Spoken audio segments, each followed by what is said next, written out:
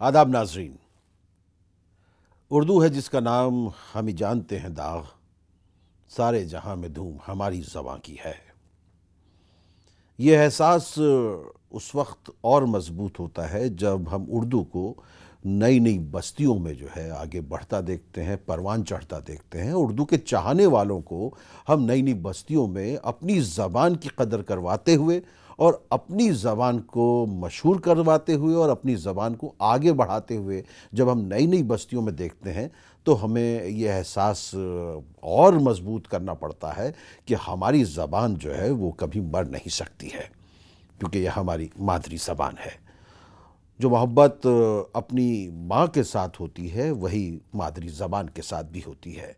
ऐसी बहुत सी शख्सियत हैं हमारे आसपास हमारी ज़िंदगी में जिन्होंने उर्दू ज़बान को भी वही मोहब्बत दी है, वही खुलूस और वही जज्बा उर्दू ज़बान के लिए उनमें नज़र आता है। वो चाहे वतन से दूर ही क्यों ना चले जाएं, वो उस ज़बान को फ़रोग़ देने में बहुत आगे रहते हैं। ये तमाम जो मैंने आपसे बातें कहीं वो इस वजह से कहीं कि आज एक ख़ास शख्सियत के साथ हम मुलाकात कर रहे हैं और उस ख़ास शख्सियत को आपसे मुतारिफ़ कराने के लिए मुझे ये तमाम बातें आप तक पहुंचानी ज़रूरी थी मेरे लिए। हमारे दरमियान आज ख़ास मुलाकात में एक ऐसी ख़ास शख्सियत हैं जिन्होंने उर्दू ज़बान को खलीज जैसे ममालिक में आगे बढ़ाने में बहुत बड़ा और बहुत अहम रोल अदा किया है। वतन की रेत मुझे एड़ियां रगड़ने दे, मुझे यकीन है पानी यहीं से निकलेगा। ये उस वतन का जश्न हम लोग आज यहाँ इकट्ठा होकर मना रहे हैं। जश्न जमहूरिया मनाया जा रहा है। सारे जहां से अच्छा हिंदोस्तां हमारा, हम बुलबुले हैं इसकी ये गुलसितां हमारा। सारे जहां से अच्छा हिंदोस्तां हमारा, हम बुलबुले हैं इसकी ये गुलसितां हमारा। सारे जहां से अच्छा पर्वत है इसके ऊंचे, प्यारी है इसकी नदियाँ, आगोश में इसी की गुजरी हजारों सदियाँ, गुजरी हजारों सदियाँ। हंसता है बिजलियों पर ये आशियाँ हमारा, हम बुलबुले हैं इसकी ये गुलसितां हमारा। आइए मैं आपका तारुफ कराता चलूँ। हमारे दरमियान मौजूद हैं एक ऐसी शख्सियत जो उर्दू के मुशायरों के हवाले से और खलीज में उर्दू के मुशायरों के हवाले से अपनी एक ख़ास पहचान रखते हैं पूरे बर्र सग़ीर में। सैयद सलाहुद्दीन साहब, आपका खैर मक़दम है इस ख़ास मुलाकात में। जिस दिन से चला हूँ मेरी मंजिल पे नज़र है। मैंने कभी मील का पत्थर नहीं देखा। क्या बात। तो अभी तो मैं बस चल ही रहा हूँ। आपको ये क्या सूझी कि हम तो यहाँ पर अगर देखते हैं तो सामीन बहुत मुश्किल से जमा हो पाते हैं, आपको क्या लगा कि दुबई वगैरह में आप मुशायरे करवाएंगे और भीड़ लग जाएगी, और लग जाती है? यकीनन मैं अपने को इस सिलसिले में बहुत ही खुशनसीब पाता हूँ। मेरे सामने कभी इसकी दिक्कत नहीं हो, अलबत्ता हमें मुतअद्दिद बार ये ज़रूर एहसास हुआ कि ऑडिटोरियम मेरा छोटा है और उसके शाहिद हम नहीं बल्कि ईटीवी भी है। और मैं ईटीवी का भी मशकूर हूँ कि ईटीवी का बहुत अहम किरदार है कि मुशायरों को उन दराज में भी उन्होंने पहुँचा दिया जहाँ पर लोग जानते ही नहीं थे मुशायरा क्या होता है। राजेश रैना साहब ईटीवी के चीफ हैं। इस हमारे मुशायरे को पूरी दुनिया तक पहुंचाने में अगर किसी का बहुत बड़ा हाथ है तो वो राजेश रैना है। लोगों की दिलचस्पियाँ ऐसी हो गई कि वो दिन गिना करते हैं कि कब सनीचर का दिन आए और हमको कोई नया मुशायरा देखने को मिले। आपके सवाल की तरफ आता हूँ कि कैसे आपके जहन में ये बात आई। दो तीन चीज़ें हैं। एक तो ये कि मेरा ताल्लुक़ ऐसी जगह से है कि जहाँ से वर्षे में अगर कहिए तो मुझे मिली। दूसरी बात, यूं तो सन 86 से मेरी वाबस्तगी रही है, बताएंगे अगर आपने कहीं मौका दिया, लेकिन 2002 में मेरे जहन में यह बात आई कि क्यों ना अपने मादरे वतन को याद किया जाए, उसको याद किया जाए और किसी एक मखसूस मौके पे याद किया जाए। चुनांचे मैंने और मेरे तमाम रफ़ीक़ों ने यह तय किया कि जश्न जमहूरिया से बेहतर कोई और मौका नहीं हो सकता। फूल के रंग को तितली के हवाले कर दूं, गालिबों मीर को तुलसी के हवाले कर दूं, गालिबों मीर को तुलसी के हवाले कर दूं। आज आपस में मिला दूं मैं सगी बहनों को, आज आपस में मिला दूं मैं सगी बहनों को, यानी उर्दू को मैं हिंदी के हवाले कर दूं। जश्न जमहूरिया के मौके पर 15 हम लोग मुशायरा कर चुके हैं अल्हम्दुलिल्लाह, और वो सब के सब आप नाजरीन तक पहुंचा भी चुके हैं। अच्छा, मुझे बताइए, आपका जो खानवादा है, जैसे आपने जिक्र किया, आपका ताल्लुक़ कहाँ से है? मेरा ताल्लुक़ छोटा शरीफ से है, ज़िला अम्बेडकर नगर, यूपी। हुजूर मखदूम सुल्तान सैयद अशरफ जहांगीर समनानी रहमतुल्लाह अलैह का वहाँ पर एक बहुत बड़ा आस्थाना है, उसी से मेरी वाबस्तगी है। और उर्दू के पहले मुसन्निफ खुद हुजूर मखदूम सुल्तान सैयद अशरफ जहांगीर समनानी थे। ये बात अब तो तहकीक के बाद भी तय हो चुकी है, तमाम लोगों को इस पर PhD के डिग्रियां भी मिल चुकी हैं। उर्दू से ये मोहब्बत आपके, हम कह सकते हैं कि आपकी घुट्टी में मौजूद थी, और आप जब खलीज गए तो ये मोहब्बत आप साथ लेकर गए, और वहाँ की आबो हवा ने इसको परवान चढ़ाने में मदद की, या आपको मेहनत बहुत करनी पड़ी? मैं अगर ये कहूँ मुझे मेहनत करनी पड़ेगी तो ये अच्छा कुछ मुझे नहीं लगेगा। नहीं, जाहिर सी बात है, जहाँ पर भी ऑर्गेनाइज करना, नहीं, जाहिर सी बात है कि जहाँ पर लोग वाकिफ भी ना हो, जहाँ पर इससे पहले कोई इस किस्म की चीज़ें नहीं हों, सन 85 और 86 का वो दौर, तो यकीनी तौर पर मेहनत की गई। लेकिन मजरू साहब का वो शेर कि मैं अकेला ही चला था जानिब मंजिल, मगर लोग साथ आते गए और कारवां बनता गया, क्या बात है, बिल्कुल हकीकत पाया। अब मैं इस वक्त ज़रूरी ये समझता हूँ कि अपने एक बड़े ही दीरीन रफ़ीक का भी जिक्र करता चलूँ, जनाब सलीम जाफ़री साहब का। जी, सलीम जाफ़री साहब ने इस पूरे ख़ित्ते में जब हम लोग साथ बैठे तो ये हुआ कि साहब मुशायरा यहाँ किया जाए, और पहला मुशायरा हुआ बयाद फ़ैज़ का, और बयाद फ़ैज़ का भी इस वजह से हुआ कि उसी साल उनका विसाल हुआ था। उसके बाद ये तय किया, और इसमें पूरे का पूरा क्रेडिट अगर किसी एक फ़र्द को जाता है तो खुद सलीम जाफ़री मरहूम को, कि उन्होंने तय किया कि नहीं साहब, हम जिंदा लोगों का जश्न मनाएंगे। और उसमें खुमार साहब से ये सिलसिला शुरू हुआ, और ये मेरी खुशनसीबी थी कि उनके ज़िंदगी के आखिरी लम्हात तक मैं उनके साथ रहा। उनके विसाल के बाद उनकी अहलिया ने भी 4 किए जश्न, उसमें भी मैं उनके साथ रहा। तो इस तरीके से 15 जश्न वहाँ पर हुए। सैयद सलाहुद्दीन साहब, यहाँ वक्त है मुख्तसर वक्फे का, और वक्फे के बाद जब हम लौट कर आएंगे तो हम ये जानना चाहेंगे कि वो तड़प क्या होती है वतन से दूर मुशायरों के लिए और शोरा के लिए, जिसके लिए लोग जो हैं मुद्दतों इंतज़ार करते हैं कि कब वो वक्त आए।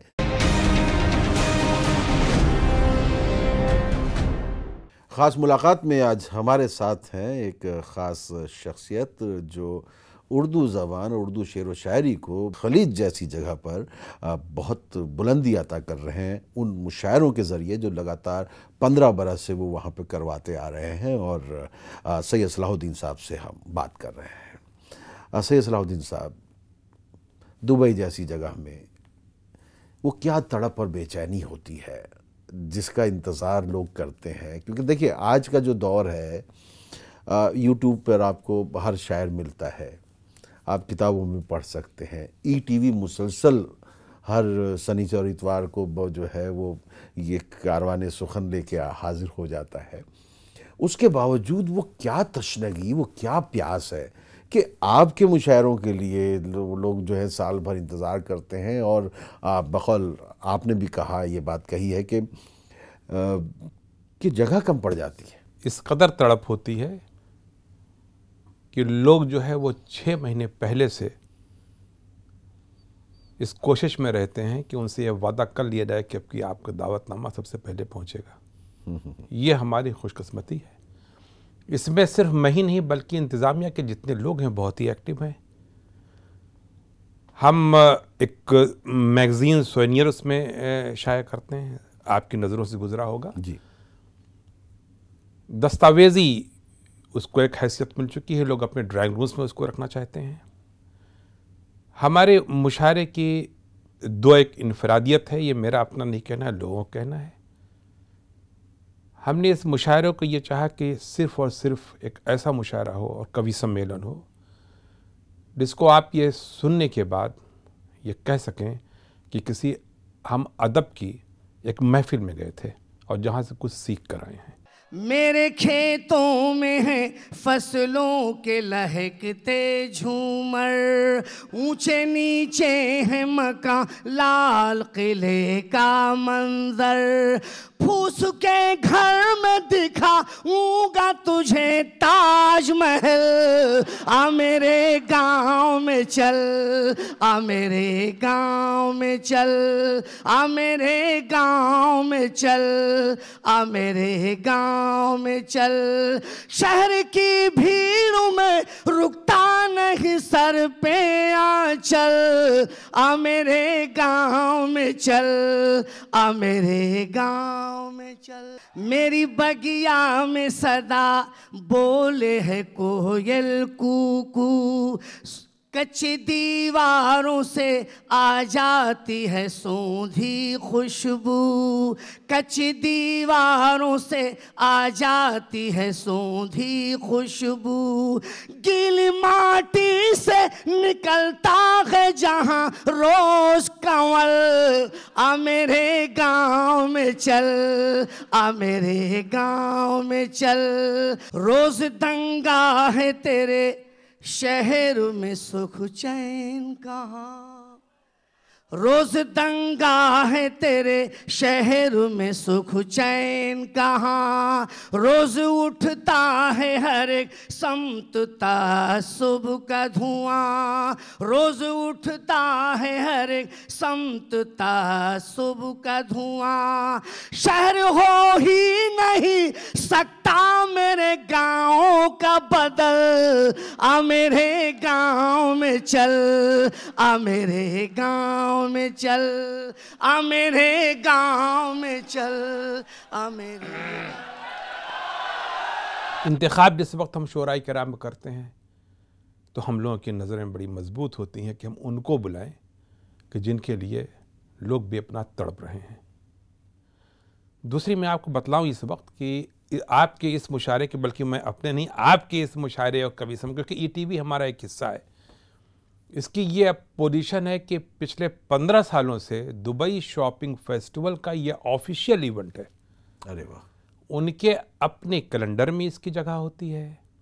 उनके सीईओ का एक एप्रिसिएशन लेटर आप कहिए, वो हमारे सोनियर में हर साल प्रिंट होता है।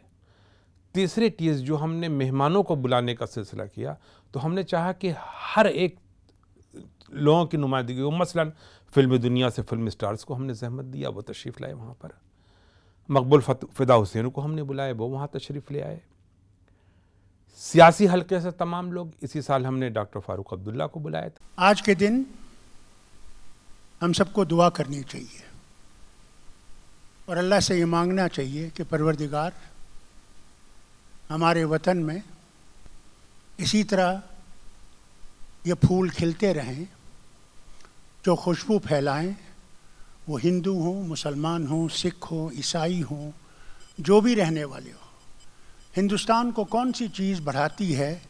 Unity in diversity. हमें दुआ करनी चाहिए कि परवरदिगार हिंदुस्तान और पाकिस्तान में एकता ला, दोस्ती ला, मोहब्बत ला। अल्लाह करे कि मैं अपनी ज़िंदगी में वो दिन देख सकूं और आप भी देख सकें। मैं फिर से आपका शुक्रगुजार हूं जो आपने मुझे याद किया। हमारी ये कोशिश ये हुई है कि हर एक लोगों को वहाँ पहुँचे और उनका मकसद बुलाने का ये रहा, ये नहीं कि हमसे उनकी मुलाकात हो, वो पहुँचने के बाद वहाँ पर ये देखें कि यहाँ पर क्या हो रहा है। हम बड़े सग़ीर की बात करते हैं, अगर उर्दू ज़बान के हवाले से बात करें तो जश्न जमहूरिया के हवाले से अगर आप मुशायरा कर रहे हैं तो उसमें अगर सरहद पार के भी शायर वगैरह आते हैं, शोरा हजरात आते हैं, तो उनकी सोच, उनकी फ़िक्र क्या होती है उस वक्त? और सामीन तो आपके मेरे ख्याल से मिले जुले ही होते होंगे। सामीन की ये पोजीशन है कि 98% उसमें जो है वो हिंदुस्तानी होते हैं, 2% आप कह लीजिए। दूसरी बात यह है कि सरहद पे आप पाबंदी नहीं लगा सकते कि फराज के शेर यहाँ ना पढ़े जाएं। आप ये नहीं कह सकते कि मीर को और तुलसी को पाकिस्तान न पढ़े। यही तो एक चीज़ है जिससे आप मोहब्बत का पैगाम दे सकते हैं। बहुत पहले कहा गया है कि मेरा पैगाम मोहब्बत है जहाँ तक पहुँचे, आप मुझको उन बंदिशों में ना बांधिए। और मेरा मकसद ये है कि एक ऐसा प्लेटफॉर्म हो जिसमें सब इकट्ठा हों और सब सिर्फ और सिर्फ खुशी की बातें करें। जहाँ तक मेरे इल्म में बात है, कोई शायरी नफ़रत नहीं पैदा करती, और जो शायरी नफ़रत पैदा करती है मैं उसे शायरी नहीं समझता। शायरी का तो मकसद है मोहब्बत, प्यार, नफ़रत नहीं, प्यार की बातें होती हैं। तो इस वजह से हमने अपने ऊपर ये पाबंदी नहीं लगाई। इसी साल हमारे यहाँ डॉक्टर पीरजादा कासिम साहब तशरीफ़ लाए थे। वो एक यूनिवर्सिटी के वाइस चांसलर हैं, वो वहाँ तशरीफ़ लाए। उस मुशायरे की सदारत कर रहे हैं डॉक्टर उदय प्रताप सिंह साहब। उस मुशायरे में मेहमान खुसूसी हैं डॉक्टर फ़ारूक अब्दुल्ला साहब। उनके साथ बैठे हुए हैं डॉक्टर रोशन बेग साहब। तो एक मिला जुला कल्चर, और मेरी अपने जहाँ तक वो है तो मेरा पैगाम है मोहब्बत जहाँ तक पहुँचे। मैं बेसुखन और मेरा फसाना भी नाशुनीदा रहा है, लेकिन मैं बेसुखन और मेरा फसाना भी नाशुनीदा रहा है, लेकिन ये आज क्या है कि जिसको सुनिए मेरी कहानी सुना रहा है। ये आज क्या है कि जिसको सुनिए मेरी कहानी सुना रहा है। न जाने दिल की शकस्तगी के लिए है या हौसले की खातिर। न जाने दिल की शकस्तगी के लिए है या हौसले की खातिर। कोई है जो खलवते सुखन में मेरे लिए मुस्कुरा रहा है। कोई है जो खलवते सुखन में। कि हमारे नाखुदाओं को खुदा बनने की हसरत है, हमारे नाखुदाओं को खुदा बनने की हसरत है, मगर ये बात छोटी अक्ल में उनके नहीं आती कि जिन मेहनत कशों को पेट भर रोटी नहीं मिलती है, उनकी भूख बेमानी लड़ाई से नहीं जाती है। उनकी भूख बेमानी लड़ाई से नहीं जाती। इन्हें समझा नहीं सकते हैं हम, शायरों से कह रहा हूँ, तो कौन समझाए।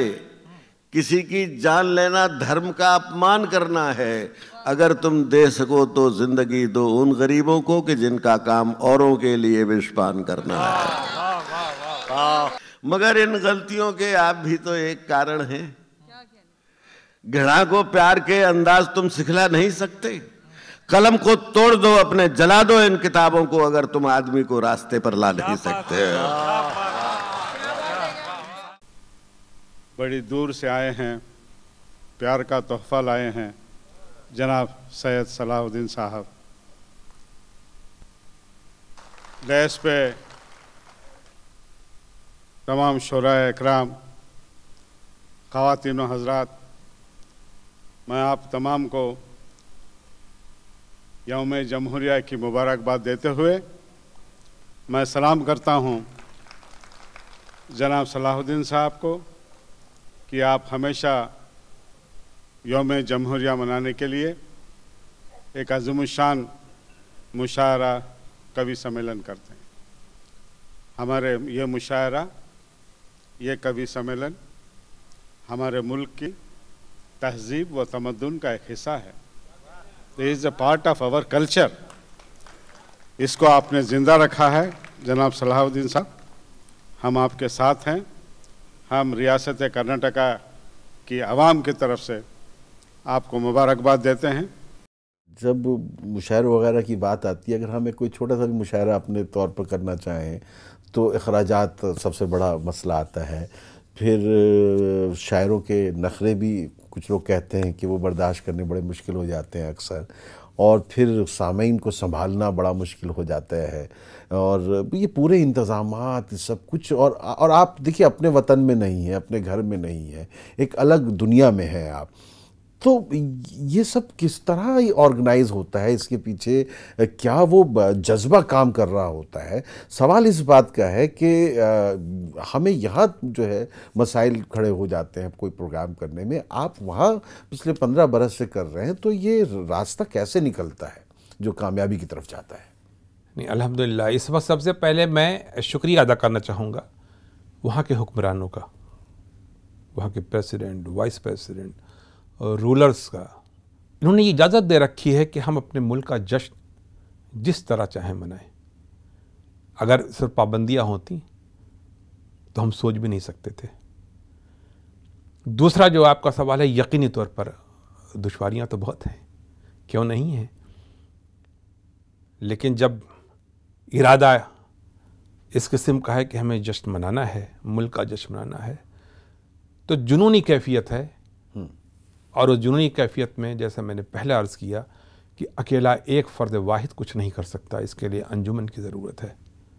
अब आप यूँ समझ लीजिए कि जो सीनियर हमारा है, 6 महीने से उस पर तैयारियाँ शुरू हो जाती हैं। काफ़ी जाजिब नज़र भी होता है, काफ़ी मज़ा यकीनी तौर पर हिंदुस्तान में यहाँ पर लोग हैं जो काम करते हैं। डॉक्टर कलीम कैसर साहब का मैं जिक्र करना चाहूँगा। हमारे इस मुजल्ले के जो मुदीर हैं वो जनाब सैयद अजीज़ुर रब साहब हैं, जो बैठते हैं जद्दा सऊदी अरबिया में, और उसके बाद पूरा कंट्रोल उनके हाथ में होता है। तो सबके अपनी अपनी जिम्मेदारियां हैं। लोगों की बेपनाह दुआएं, नेक ख्वाहिशात मेरे साथ हैं। ज़ाहिरी तौर से ज़ीशान हैं हम भी तुम भी, हाँ मगर बेसरो सामान हैं हम भी तुम भी, हाल की फ़िक्र हमें है न ग़मे मुस्तक़बिल। मुलाज़िम में मिल्लत का आईना देखने की कोशिश कर रहा हूँ, मिल्लत का आईना क्या दिखाऊंगा, मेरी खुद कोई औकात नहीं।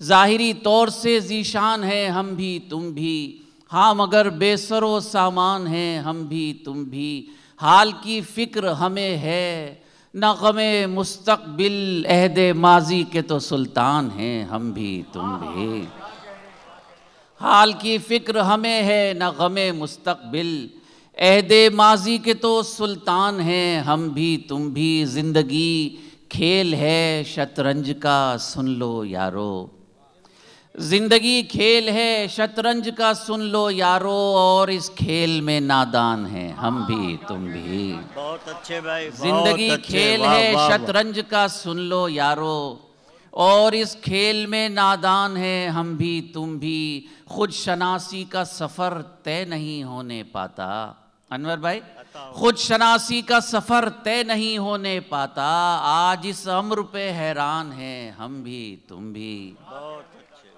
खुद शनासी का सफ़र तय नहीं होने पाता, आज इस अम्र पे हैरान हैं हम भी तुम भी।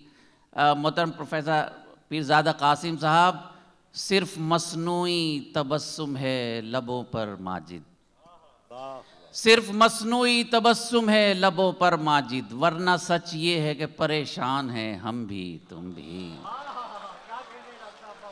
सिर्फ मसनूई तबस्सुम है लबों पर माजिद, सिर्फ मसनूई तबस्सुम है लबों पर माजिद, वरना सच ये है परेशान हैं हम भी तुम भी।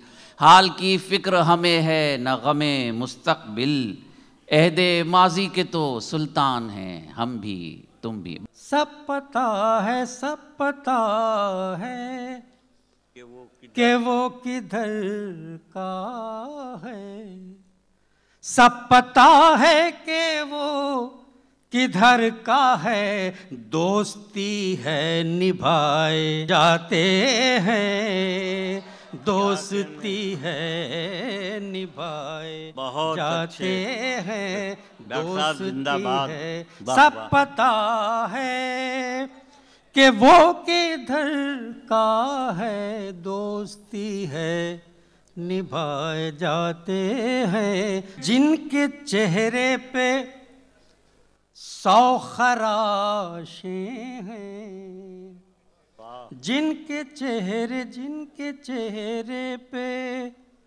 100 खराशें हैं, जिनके चेहरे पे 100 खराशें हैं, वो हमें आईना दिखाते हैं, वो हमें है खुशी थोड़ी देर तो रुक जा, ऐ खुशी थोड़ी देर तो रुक जा, ऐ खुशी थोड़ी देर तो रुक जा, गमज़दा लोग मुस्कुराते हैं, गमज़दा लोग के मंजिलों पर पहुंच गए हैं जो, मंजिलों पर पहुंच गए हैं जो, मंजिलों पर पहुंच गए हैं जो, उनसे कहिए कि हम भी आते हैं, उनसे कहिए कि हम भी आते हैं। पेड़ जो सूख गया है वो हरा हो जाए, मेरे मालिक मेरा इतना तो कहा हो जाए। पेड़ जो सूख गया है वो हरा हो जाए, मेरे मालिक मेरा इतना तो कहा हो जाए। या इलाही मुझे वो दिन भी दिखा दे एक दिन, या इलाही मुझे वो दिन भी दिखा दे एक दिन, मेरा नुकसान हो औरों का भला हो जाए। या इलाही मुझे वो दिन भी दिखा दे एक दिन, मेरा नुकसान हो औरों का भला हो जाए। और एक मेरा मिशन है वो सुन लीजिए कि जो भी नफ़रत की है दीवार गिरा कर देखो, जो भी नफ़रत की है दीवार गिरा कर देखो, दोस्ती की भी ज़रा रस्म निभा कर देखो, दोस्ती की भी ज़रा रस्म निभा कर देखो, कितना सुख मिलता है मालूम नहीं है तुमको, अपने दुश्मन को कलेजे से लगा कर देखो। चंद शेर और सुन लीजिए। मैं एक शायर हूँ, मेरा रुतबा नहीं किसी भी वज़ीर जैसा, मगर मेरे फ़िक्र व फ़न का फैलाव तो है बर्रे सग़ीर जैसा। मैं एक शायर हूँ, मेरा रुतबा नहीं किसी भी वज़ीर जैसा, मगर मेरे फ़िक्र व फ़न का फैलाव तो है बर्रे सग़ीर जैसा। शेर सुनिएगा कि मैं ज़ाहिरी रंग रूप से एक बार धोखा भी खा चुका हूँ, मैं ज़ाहिरी रंग रूप से एक बार धोखा भी खा चुका हूँ। वो शख्स था बादशाह दिल का जो लग रहा था फ़कीर जैसा। मैं ज़ाहिरी रंग रूप से एक बार धोखा भी खा चुका हूँ, वो शख्स था बादशाह दिल का जो लग रहा था फ़कीर जैसा। और शेर सुनिएगा हुजूर कि तुम्हें ये ज़िद है कि शायरी में तुम अपने असलाफ से बड़े हो, तुम्हें ये ज़िद है कि शायरी में तुम अपने असलाफ से बड़े हो। अगर ये सच है तो फिर सुना दो बस एक ही शेर मीर जैसा। तो हमारे जो भारतीय सफारतखाना वगैरह है वहाँ पर, उसकी तरफ से भी कुछ आपको मदद रहती है? मैं इस पे बात करूँगा, मगर इस मुख्तसर वक्फे के बाद नाज़रीन हम लौट कर आते हैं। ख़ास मुलाकात में आज हमारे साथ सैयद सलाहुद्दीन साहब हैं, जो खलीज में जो है मुशायरों के ज़रिए हमारी ज़बान को ज़िंदा रखने की कामयाब कोशिश करते रहे हैं, और कामयाब कह रहा हूँ तो कामयाब है ही। और 15 बरस कहाँ से आपको मदद मिलती है इस सिलसिले में? आपने इससे पहले सवाल किया था हमारे सफारत खाने का और कौंसलेट का। यकीनी तौर पर उनका ताउन हमें इस तरह से ज़रूर शामिल रहा है, और इंशाल्लाह रहेगा कि वो लोग तशरीफ़ लाते हैं और बैठते हैं, सुनते हैं। उनका बैठना हमारे लिए तारीख़ का एक हिस्सा बनता है कि कौन सा जनरल और एम्बेसडर बैठे हैं, और हमारा एक ऐसा प्रोग्राम होता है जिसमें दोनों लोग तशरीफ़ लाते हैं। और इसमें मैं इस पर चाहूँगा कि केसी सिंह साहब जो वहाँ पर थे, उन्होंने हमारा बहुत साथ दिया। अगर उन्होंने न साथ दिया होता तो हम शुरू ही नहीं कर पाते। उन्होंने मुझे मना कर दिया था कि जो काम सफारत खाने के अंदर होता है उसको आप बाहर क्यों करना चाहते हैं, ये मुमकिन नहीं है। और ये मैं नहीं कहता हूँ, ये लोगों का कहना है, और वो भी ज़िम्मेदार लोगों का, सफ़ीरों का और दूसरे लोगों का, कि हम लोग पहले थे करने वाले। अब तो दूसरे मुल्कों में भी जश्न जमहूरिया पर मुशायरे का प्रोग्राम होता है, कवि सम्मेलन का होता है। लेकिन बहरहाल अल्लाह ने ये हम लोगों के हिस्से में लिख दिया था कि एक और चीज़ है, आपके ऊपर दबाव तो बहुत रहता होगा पूरे बरस शायरों की तरफ से। जैसे कि आपकी गुफ्तगू सुन के मेरे भी दिल में आए कि भाई सैयद सलाहुद्दीन साहब कब मुझे मौका देंगे, और कब लोग इधर से दबाव डालते होंगे, सफारत खाने की तरफ से भी इस शायर को बुलाना है। इस तरह के दबाव बनते हैं आपके पास? यकीनी तौर पर बहुत ही कभी कभी हालात बहुत ही परेशान कुन और दिक्कत तलब हो जाया करते हैं जब मेरे बड़े ही ख़ास लोग मुझसे कहते हैं। लेकिन इन सब चीज़ों के लिए हमारे यहाँ एक तंजीम है, और यह फ़ैसला जून में ही हो जाता है कि हम किसको किसको जहमत देंगे। तो ये तंजीम के ज़िम्मे होता है, तो मैं तो अपनी जान बचा लेता हूँ। मैं साहिब इख्तियार नहीं हूँ, ये आपको खुशफहमी है।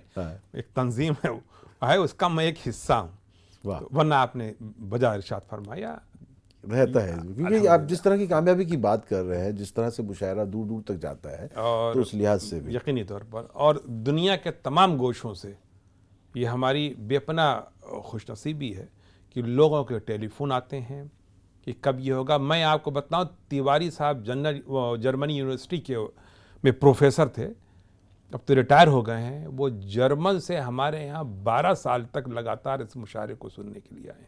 अरे वाह! इसकी पूरी वो रिकॉर्डिंग करते थे। उनकी अहलिया जो थी वो जर्मन की थी। तो इसी तरह के हर साल मेरे पास टेलीफोन आते हैं, मैं लंदन से आ रहा हूँ, मैं यहाँ से आ रहा हूँ, मैं इस मुल्क से आ रहा हूँ, वहाँ से आ रहा हूँ। सुन के हम लोगों की सारी तकानें दूर हो जाती हैं, और हम उसी दिन से चाहते हैं कि अगले बरस इससे अच्छा हो। इस बरस से हम सीखेंगे क्या गलतियाँ हुई हैं, अगले बरस हमारी कोशिश होगी कि अब वो गलतियाँ दोबारा ना हो।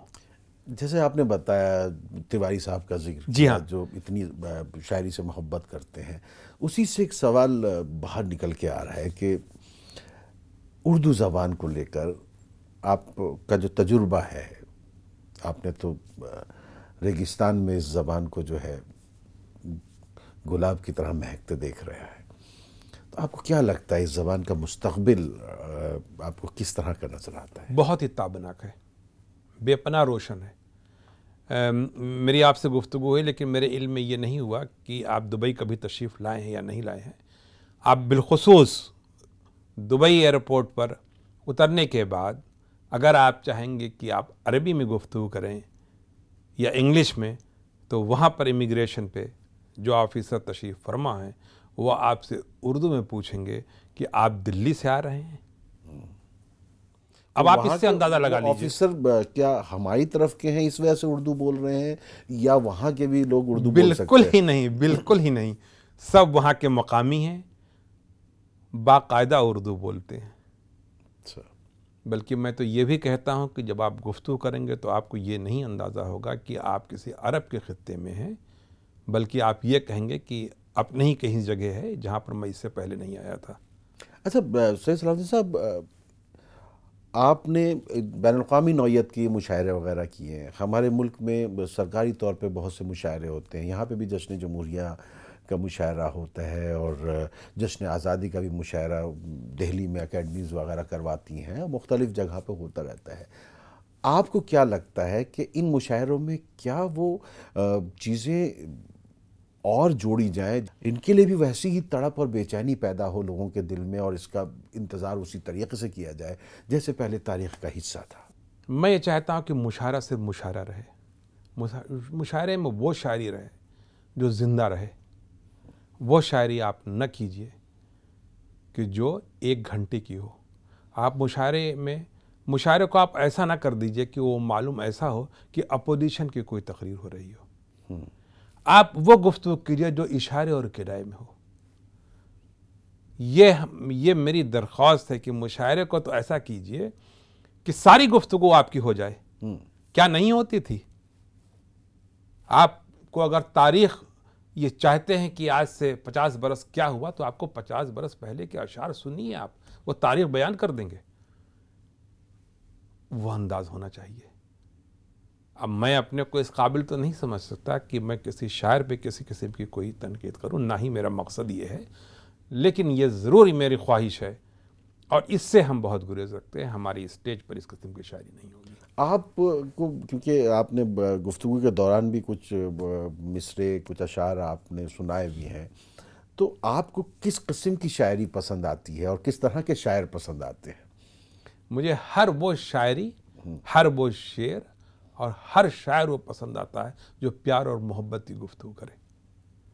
जो कुछ भी कहे वो इस अंदाज से कहे कि मुझे ये लगे कि आप हमें डांट भी रहे हैं लेकिन अदब में डांट रहे हैं।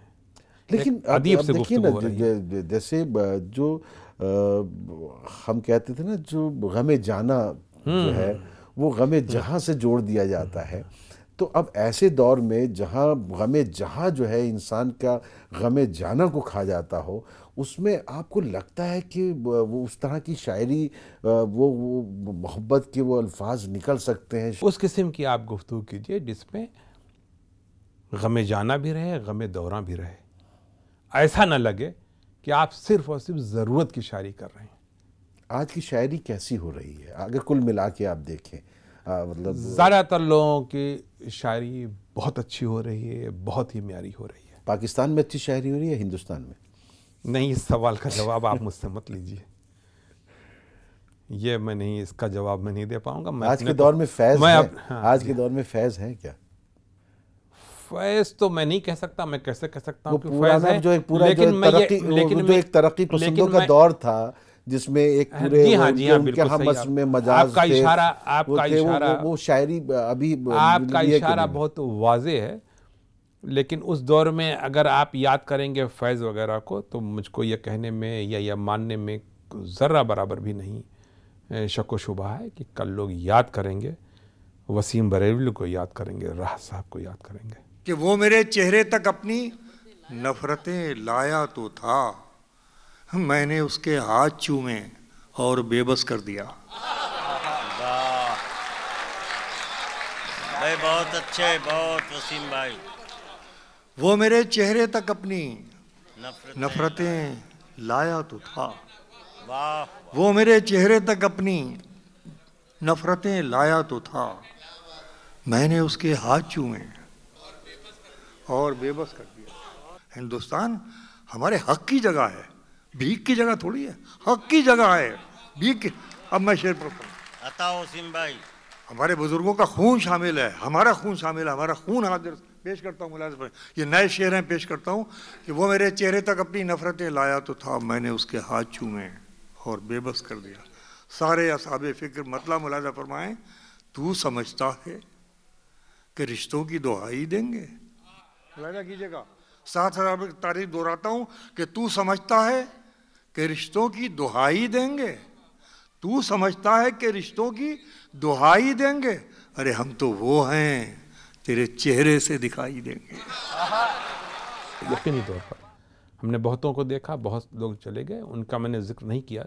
मैं इस दौर के चूँकि आप गुफ्तगू कर रहे थे, इस बात से मैंने नाम ले लिए। मैं नाम लेना नहीं चाहता, लेकिन नहीं, अच्छी बात है। जी हाँ, तो हम ये नहीं कह सकते कि फुक़दान के दौर में हम रह रहे हैं ना।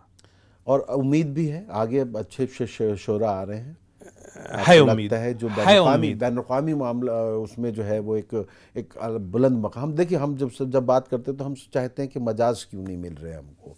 हम जब बात करते हैं कि कैफी आज़मी साहब कहाँ हैं, हम जब बात करते हैं तो हम ये पूरा एक पूरी जो कहकशां थी, एक बहार आई हुई थी जो अदब में, वो बहार हम तलाश करने की कोशिश करते हैं, चाहे पाकिस्तान में भी देखें, हिंदुस्तान में भी देखें। तो लगता है कि अब कुछ लोग कहते हैं कि मुशायरों ने जो है वो शायरी को बर्बाद कर दिया, मुशायरों की शायरी अलग होती है और अदब की शायरी अलग होती है। आप क्या कहते हैं? नहीं, मैं तो उस इख्तलाफ में नहीं अपने को डालूंगा कि मैं सिर्फ इतना कहूँगा कि मुंतज़मीन को जो मुशायरा कराते हैं उनको ये सोचने की ज़रूरत है कि हम किसको मदऊ करें, कैसा हमको मुशायरा करना है। मुशायरा लोग सुनने आए या देखने आए? क्या बात है। हमें ऐसे लोगों की ज़रूरत है जो मुशायरे को सुनने आए और जब सुबह वो गुफ्तगू करें अपनी महफिलों में तो अशार पे गुफ्तगू हो कि क्या शेर पढ़ा गया। और इस तरह का होता है आपके जो मुशायरे वगैरह करवाते हैं उसमें? यकीनी तौर पर होता है। आज भी मैं ऐसे सामान्यों को जानता हूँ कि जब वो बैठते हैं तो उनको इसकी ज़रूरत नहीं कि वो रिकॉर्डिंग कुछ हो या कुछ शेर लिखें। जब सुबह पहुँचते हैं तो गज़लें सुनाते हैं। इस दौर में भी दुबई में ऐसे सामान्य को मैं जानता हूँ। आप जो उर्दू से मोहब्बत करने वाले हैं उनके लिए, उर्दू शायरी से जो मोहब्बत करने वाले हैं उनके लिए भी, और जो उर्दू शेर कहने वाले हैं और जो उर्दू शेर सुनने वाले हैं, उनसे कोई ऐसी आप मस्बत बात कह सकते हैं कि जिससे उनकी उम्मीद का जो चराग है उसकी जो रोशनी है वो कुछ और बढ़ जाए? देखिए, मुशायरे में मैं ये समझता हूँ कि दोनों लोगों का इम्तिहान होता है। वाह। शायरों का भी इम्तिहान होता है, सामाइन का भी होता है और मुंतज़मीन का भी होता है। यकीनी तौर पर मैं ये चाहता हूँ कि सामाइन हजरात को देखकर लोग हमारी और आपकी ज़ुबान पर किसी किस्म का कोई ताना न कसें, ये ना कहें कि हम किसी शो में गए थे। कोई वैरायटी शो नहीं होता मुशायरा, उसको न बनाया जाए। उसकी जो अपनी एक तहजीब है यकीनी तौर पर उसको कायम रखें। जो लाल किले का आखिरी मुशायरा था वो जिंदा रहे, उसको कायम रखें। ये मुशायरा है। शोराई कराम से तो मैं कुछ नहीं कह सकता, लेकिन वो जो नौजवान नस्ल है या जो आ रही है वो कुछ लिखने से पहले सोच लें थोड़ा सा, फिर उसके बाद उसको पढ़ें। और मैं नहीं कुछ कहना चाहूँगा इससे ज़्यादा, कि जो कुछ भी मुशायरे में उनको सुनाना है, लोगों तक पहुँचाना है, उसको एक बार पढ़ ज़रूर लें। चलिए, बहुत बहुत शुक्रिया सैयद सलाहुद्दीन साहब।